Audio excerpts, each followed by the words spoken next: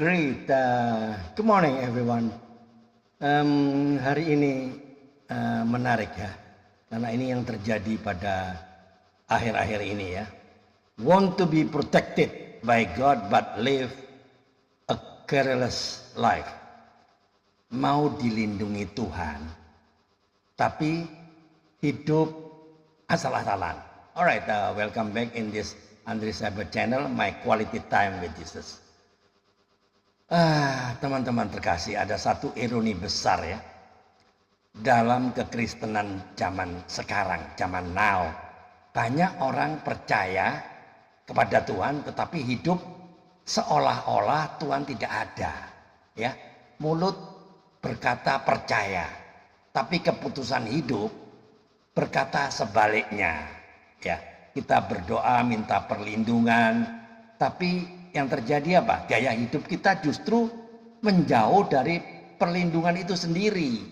Jadi seolah-olah Tuhan itu wajib menjaga kita, meskipun kita tidak mau hidup menurut kehendaknya. Pertanyaannya sederhana, teman-teman ya. Apakah perlindungan Tuhan itu otomatis? Ya.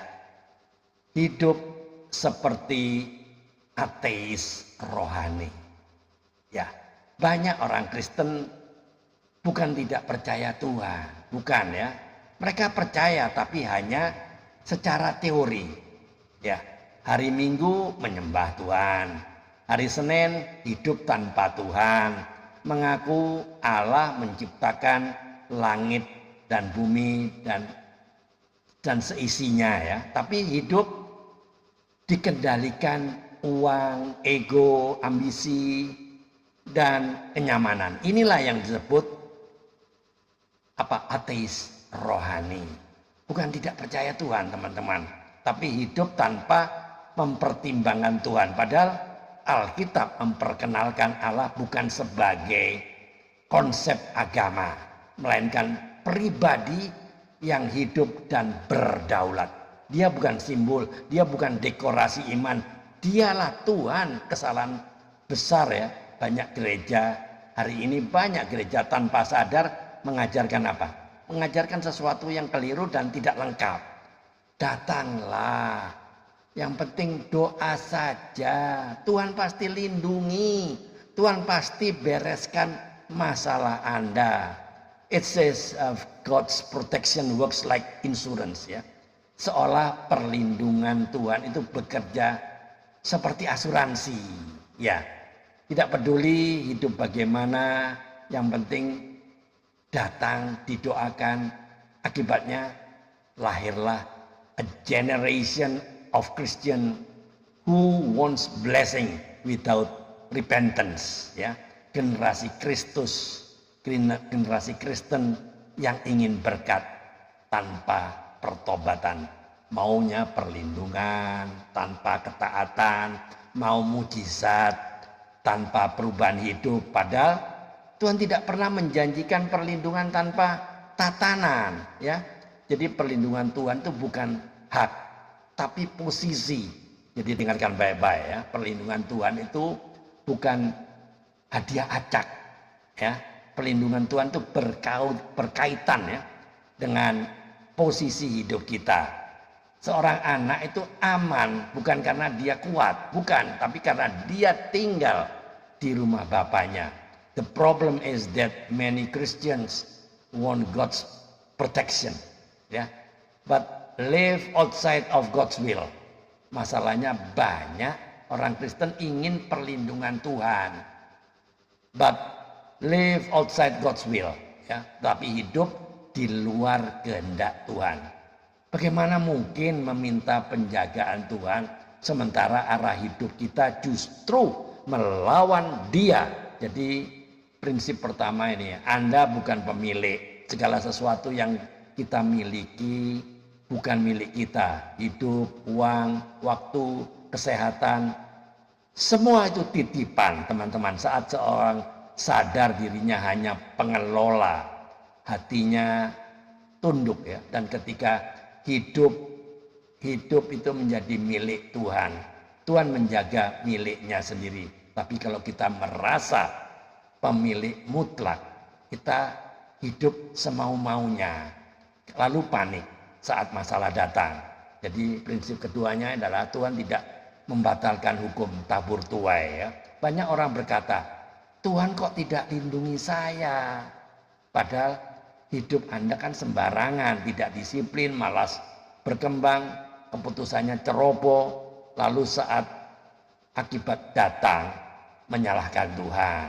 Nah, Tuhan melindungi tapi dia tidak membatalkan prinsip yang dia sendiri tetapkan.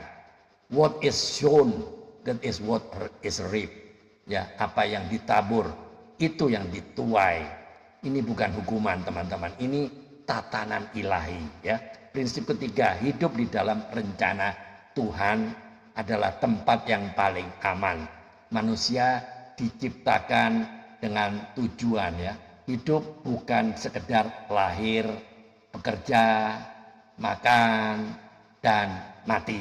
Ya, ada proyek Allah dalam hidup setiap orang, dan tempat paling aman di dunia ini bukan tanpa masalah, tapi berada tepat di pusat kehendak Tuhan. Lihat tokoh-tokoh perjanjian lama, ya. Mereka bukan hidup mudah, but live in harmony with God. Tapi hidup yang selaras dengan Tuhan.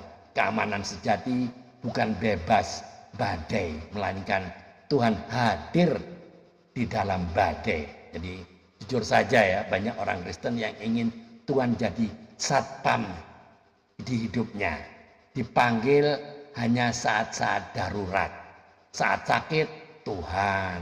Saat krisis, Tuhan. Tapi saat hidup lancar, apa yang terjadi? Tuhan dilupakan. Teman-teman, Tuhan bukan penjaga darurat, ya. Dia adalah raja yang harus ditaati setiap hari. Jadi pesan moralnya, perlindungan Tuhan bukan sesuatu yang kita tuntut, melainkan sesuatu yang kita hidupi. Bukan soal seberapa sering kita meminta, tapi seberapa sungguh kita hidup di dalam kehendak-Nya. Orang yang berjalan bersama Tuhan tidak selalu bebas masalah, tapi tidak pernah berjalan sendirian. Jadi closing statement-nya, teman-teman, jangan hanya percaya Tuhan itu ada. Hiduplah seolah Dia benar-benar Tuhan atas hidup Anda. Karena perlindungan Tuhan itu bukan untuk orang yang sekedar percaya, tapi untuk orang-orang yang berjalan bersamanya. Dan mungkin hari ini Tuhan tidak sedang menjauh dari kita. Maybe we are too far from God. Mungkin kita yang terlalu jauh dari Tuhan. Jadi 2 pertanyaan, ya, dari saya. Silakan dijawab dengan jujur. 1, apakah Anda mencari Tuhan hanya saat butuh pertolongan atau benar-benar hidup bagi Dia? 2, apakah gaya hidup Anda menempatkan Anda di bawah perlindungan Tuhan atau justru di luar kehendak-Nya? Tolong jawab pertanyaan ini dengan jujur dan renungkan masing-masing, ya. God's protection follows God's direction. Perlindungan Tuhan mengikuti arah Tuhan. You cannot live against God and expect God's covering. Anda tidak bisa hidup melawan Tuhan dan tetap berharap perlindungannya. Teman-teman, itu pesan dari saya. Mari kita tunduk kepala, kita berdoa. Tuhan Yesus, ampuni kami jika selama ini kami hidup sembarangan, namun tetap menuntut perlindungan-Mu.